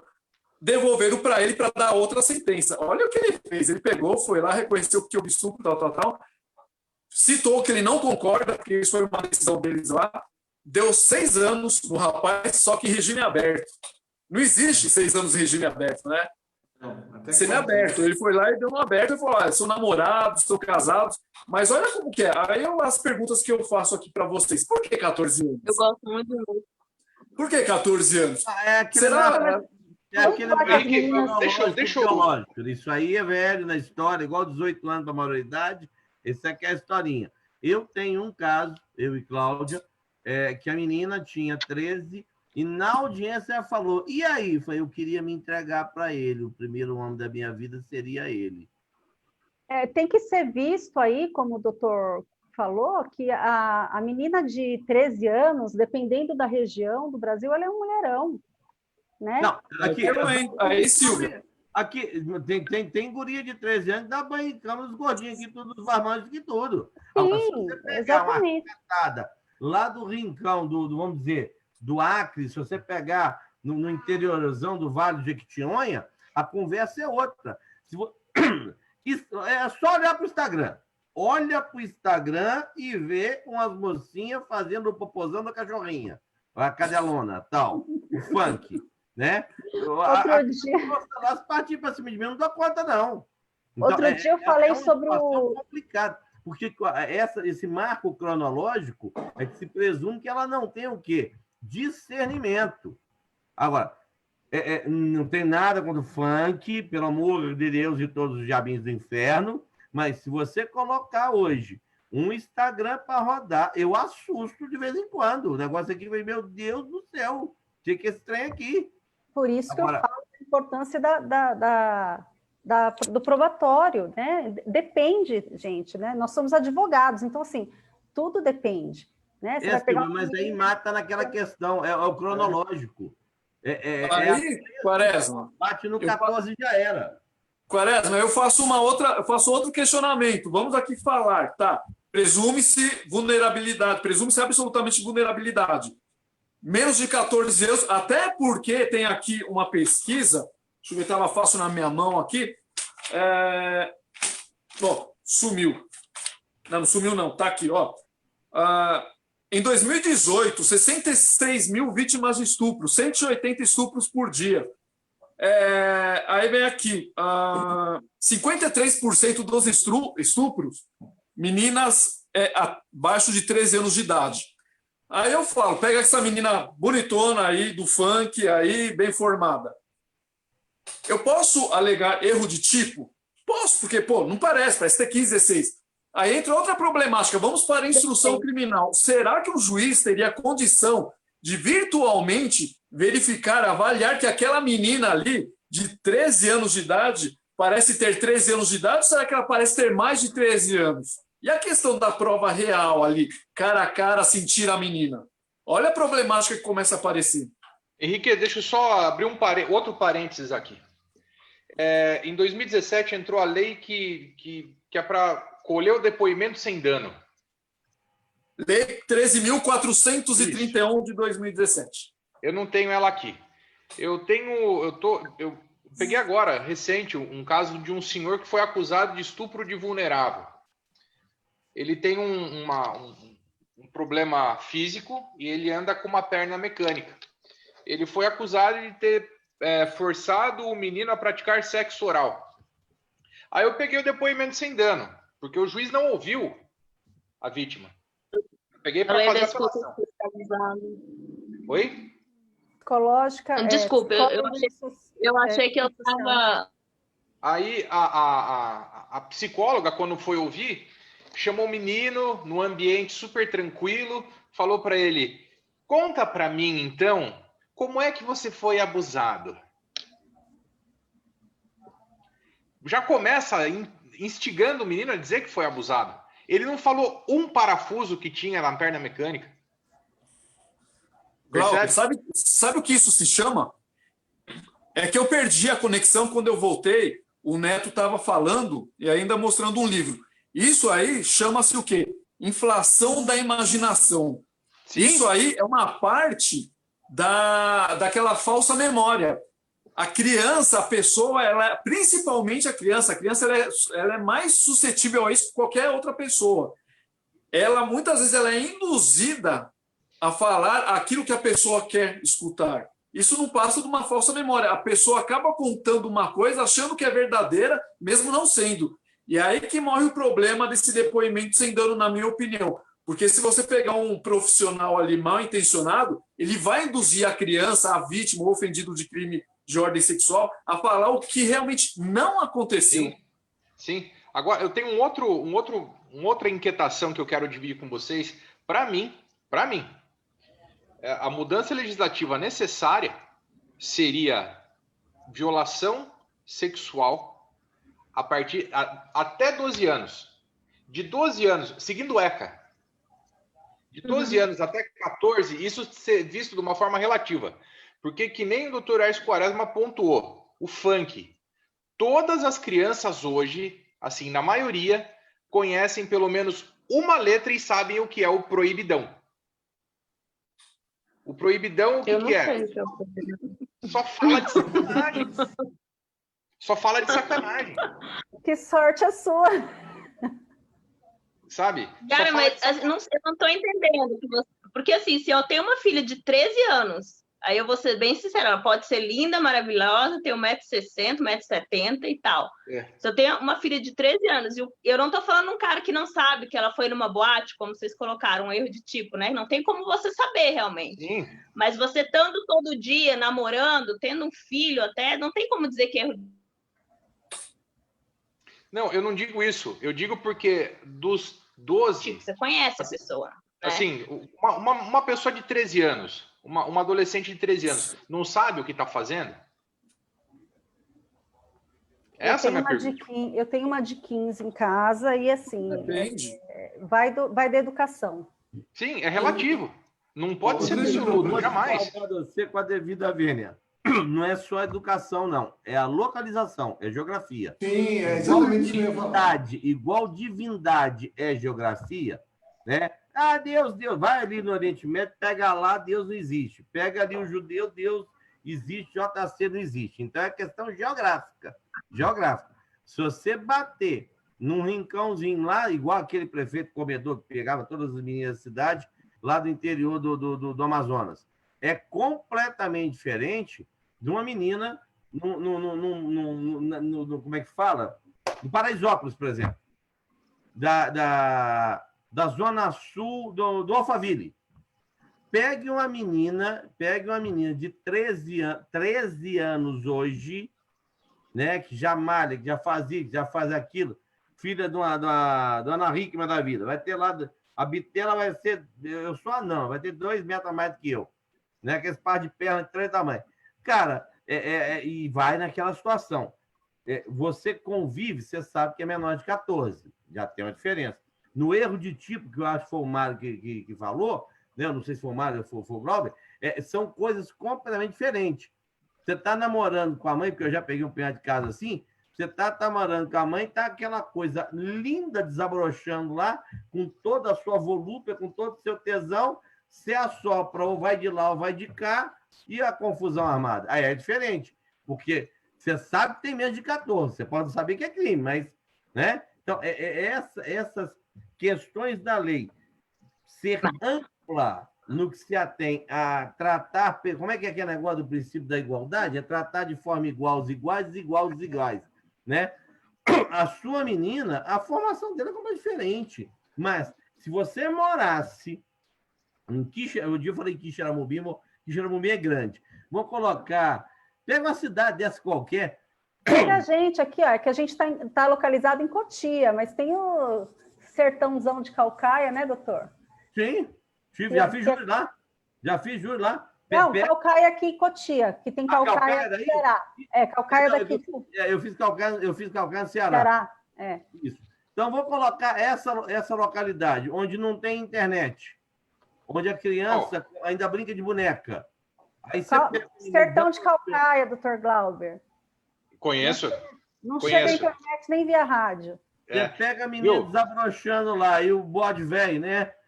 O coronel de oi na cabritinha, aí é complicado, né? O padre, o pastor, tal, né? Que tem essa muita galera também que é fã de um abuso sexual, alguns, né? Então, é uma situação complicada. O que eu posso dizer para você é o seguinte, isso, lamentavelmente, nunca vai deixar de existir, seja pelo álcool, seja pelo poder patriarcal, seja pela celeridade dos aspas, ser humano, aspas, animal racional, que a espécie Homo sapiens que nós somos, né? A Dilma queria a mulher sapiens, mas nada contra as mulheres, mas contra a Dilma nós temos algumas restrições, mas e o problema dentro do que a Simone me ensinou, né? E que eu adiro em total ao voto dela. Nós temos que enfrentar isso, nós temos que combater essas situações e brigar nos tribunais para que injustiças não prevaleçam. Eu tive um caso uma vez, eu fui contratado na cidade do interior aqui de Minas, o cidadão, ele era uma irmã adotiva da esposa dele e não tinha sido adotada, era só de fato e não de direito, e mudou o comportamento de 3 menininhas, era 10, 8 e 6, mais ou menos isso, uma escadinha. Acharam estranho, o que eles fizeram? Instalaram uma câmera na casa. E um belo dia, um péssimo dia, me pega o cara levando as crianças para dentro do quarto e com a porta aberta, bulindo vagina, glúteos, seios, tal, ainda começando, e aquela coisa assim, teratológica. Houve a denúncia, no dia do interrogatório, no dia da IJ, eu virei para o juiz de excelência. Não vai submeter a menina a isso, não, meu cliente vai ser confesso. Ué, doutor, falei, excelência, como é que eu vou negar o óbvio? A filmagem está aqui. Eu vou falar que foi incorporado, né, que o espírito baixou em mim? Não vou. O cara praticou essa coisa. Agora, eu tenho um trem para discutir. Só uma questão técnica. Ele vai confessar. Qual que era a minha questão técnica? Aquela causa de aumento de pena relacionada ao quê?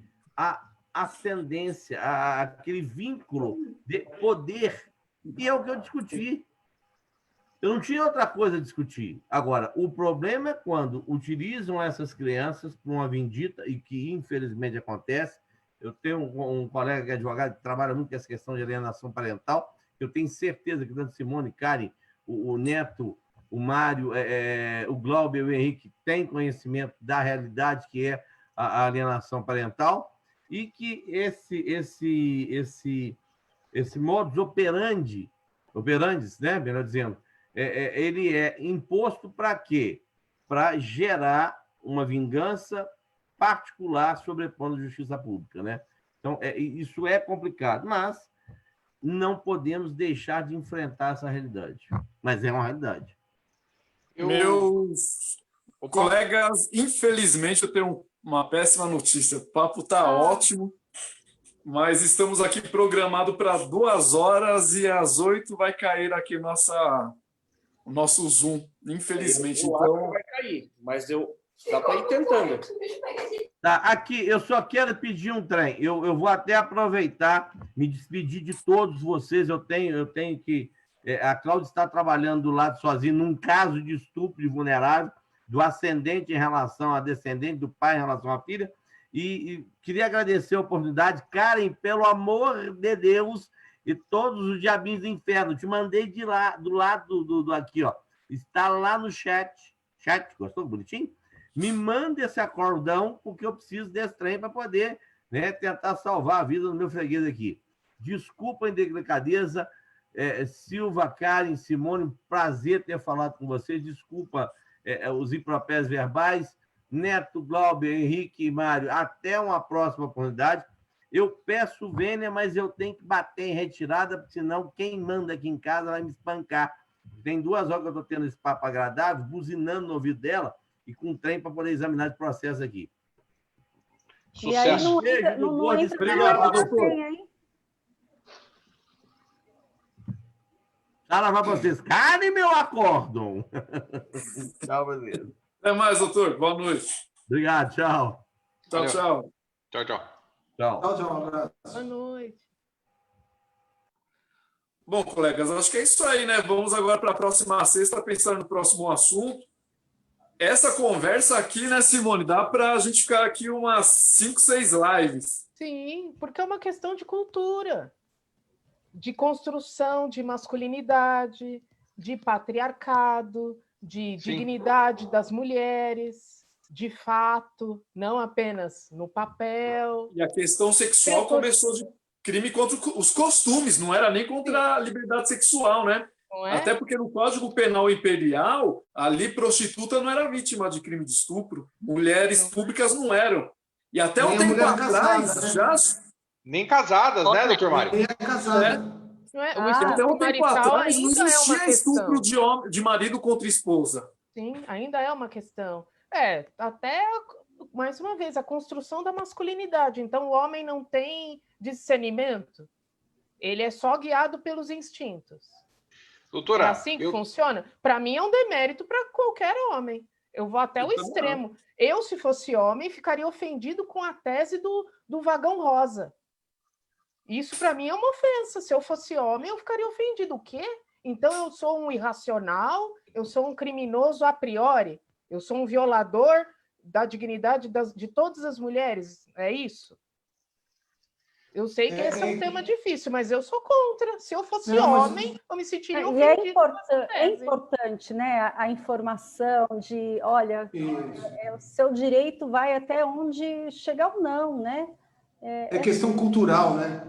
É super importante. Eu estou lendo um livro sobre o direito das mulheres, que foi a tese da doutora Silvia Chaquian, eu não está aqui.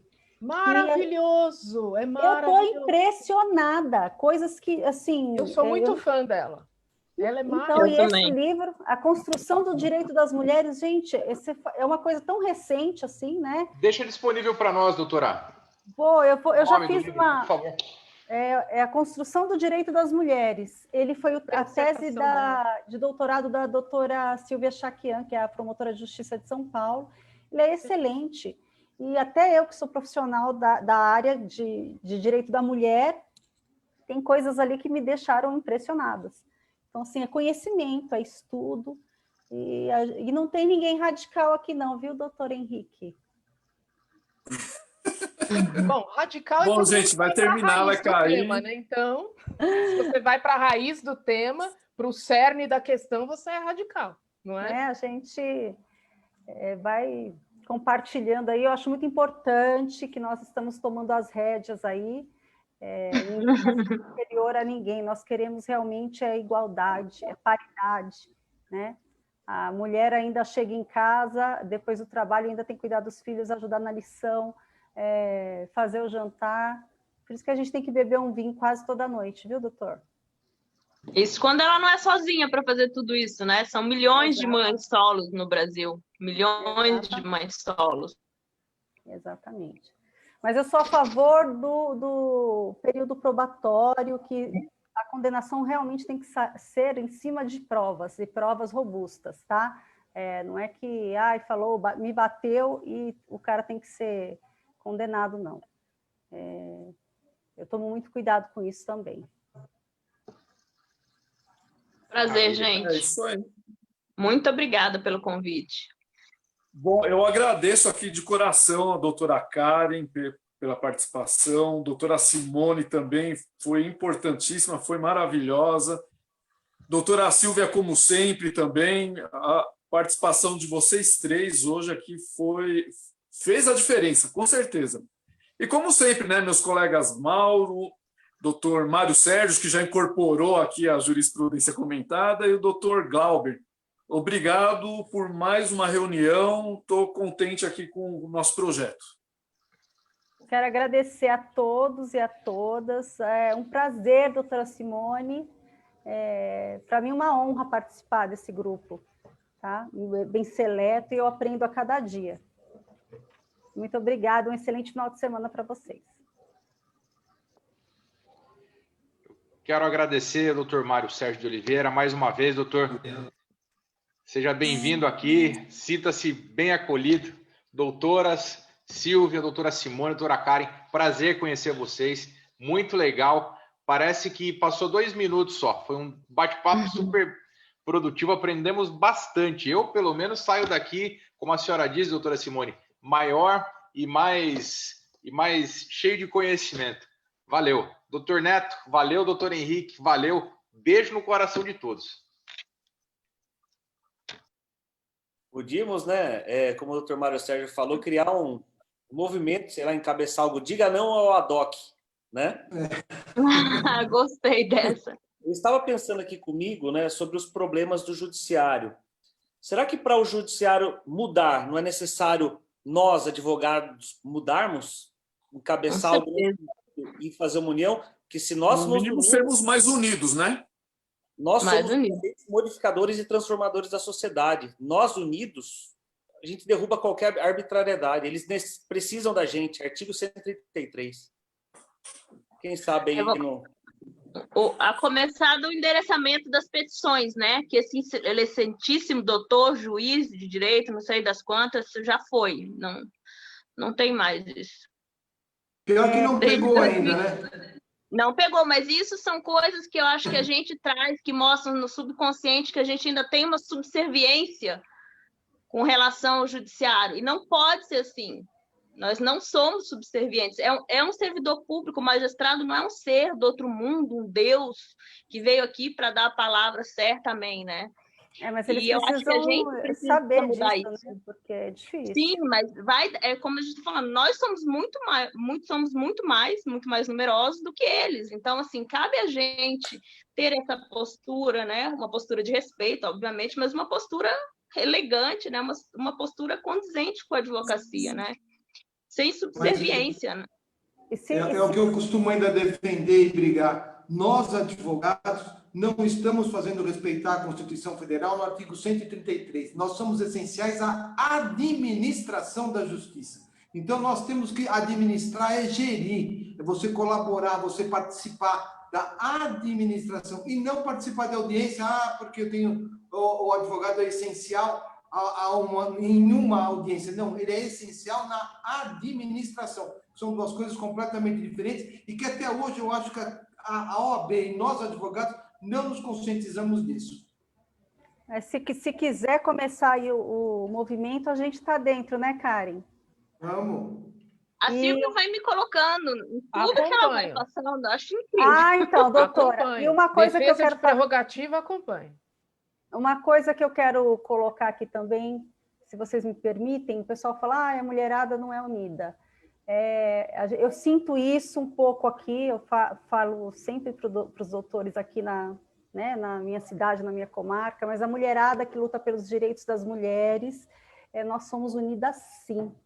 Se uma daqui de São Paulo gritar para outra lá de Brasília, que é o caso da doutora Karen, para outra de Pernambuco, a classe é unida sim. Então, a gente, se começar aí um movimento não ad hoc, a gente vai meter no pé e dá certo, gente, dá certo sim. É mais fácil a mulherada conseguir uma ajuda de fora, das outras mulheres que se reconhecem, do que muitas da sua própria comarca, infelizmente, e por enquanto só.